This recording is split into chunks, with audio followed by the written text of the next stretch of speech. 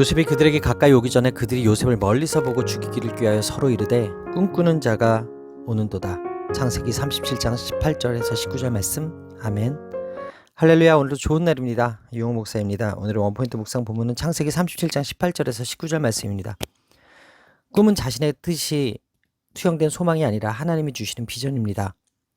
요셉의 꿈도 그랬습니다. 하나님은 아브라함에게 그의 자손이 이방에서 계기되어 섬기다가 큰 재물을 이끌고 4대 만에 이 땅으로 돌아오리라 하셨는데 요셉을 통해 그 말씀을 이루어 가십니다. 그 과정에서 요셉은 꿈을 꾸고 예상치 못한 고난을 견디면서 하나님의 일에 참여합니다. 요셉의 형들은 그를 죽이고 싶을 만큼 시기했습니다. 요셉의 형들은 평안을 확인하기 위해 자신들을 찾아온 요셉을 죽이기로 모의합니다. 멀리서 오느라 지친 요셉을 마중 나가기는커녕 악한 계획을 세웁니다. 형들은 요셉의 꿈을 비웃으며 그 꿈이 이루어지는지 보자고 실험해보자고 합니다. 요셉이 다가오자 형들은 옷을 벗기고 그를 구덩이에 던져버립니다.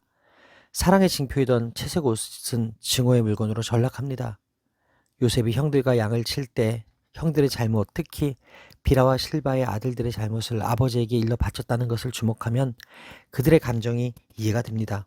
실제로 라헬의 언니인 레아의 아들 르우벤과 유다는 라헬의 아들 요셉을 죽이는 것을 막으려 했습니다. 그러나 비라와 실바의 아들들은 요셉을 죽이려고 할 정도로 미워했습니다. 그나마 아버지를 걱정한 장자 르우벤의 만리로 요셉을 죽이려는 일은 저지되지만 그들은 이미 마음으로 동생을 죽였습니다. 뱀이 여자를 속인 이후 창세기에는 계속된 거짓말과 속임이 이어지는데 이번에는 요셉의 형들이 속이는 자, 곧 뱀의 후손의 자리에 섰습니다. 그들은 요셉을 죽이고 아버지를 속이자고 도모하는데 그 목적은 요셉의 꿈이 실현되지 못하게 하는 것이었습니다. 아무리 어머니가 다르다고 해도 자기들의 동생임에도 불구하고 이런 말이 입 밖으로 나왔다는 것 자체가 섬뜩하게 느껴집니다. 아무리 요셉이 태어난 이후 17년 동안 아버지로부터 당해온 차별 대우로 인해 쌓여온 서러움이 컸더라도 형제를 이렇게까지 미워하는 것은 인간 이하의 태도입니다. 따라서 오늘의 원포인트 메시지는 꿈꾸는 자가 오는도다입니다. 오늘의 삶의 적용 포인트는 하나님의 꿈을 가진 자를 시기하지 않고 하나님이 주신 꿈을 이루기 위해 살겠습니다입니다. 하나님이 우리를 구원하시기 위해 보내신 예수 그리스도를 십자가에 못 박은 자들이 누구입니까? 바로 우리입니다.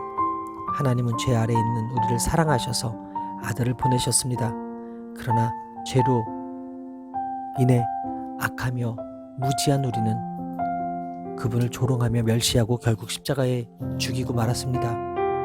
사람은 완악하기에 하나님을 거역하며 그분의 계획을 대적하려 합니다. 하나님과 그분의 말씀에 순종하기보다 자신의 욕심과 이기심을 따라 살아가려고 하는 것이 사람입니다. 하나님을 거역하며 대적한 우리는 어떠한 변명도 할 수 없는 진노의 대상입니다. 시기를 멈추지 않으니 분노가 되고 분노를 방치하니 살이로 이어집니다. 인간은 100% 죄인이기에 마음에서 나온 악한 생각과 감정을 끊어내지 않으면 결국 죽음에 이르게 됩니다. 그래서 날마다 말씀을 묵상하며 내 마음의 약한 가지를 잘라내야 합니다.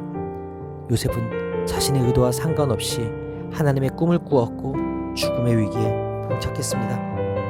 현실은 한 치 앞도 내다볼 수 없는 칠흑 같은 어둠이었지만 하나님은 섭리하심으로 르우벤과 구덩이를 예비하셔서 요셉의 생명을 보호하십니다.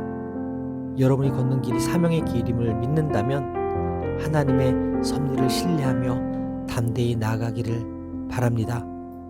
특별히 하나님의 꿈을 가진 자를 시기하지 말고 하나님이 주신 꿈을 이루며 사는 저와 여러분들의 삶이 되기를 바랍니다.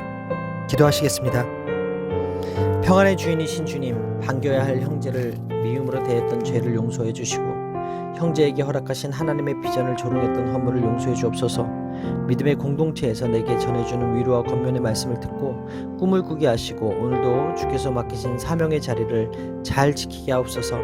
곤란한 상황에서도 형제의 생명을 살리는 일에 용기를 내게 하여 주옵소서. 이 모든 말씀은 살아계신 예수 그리스도의 이름으로 기도합니다. 아멘. 할렐루야. 오늘도 최고의 복을 받았습니다.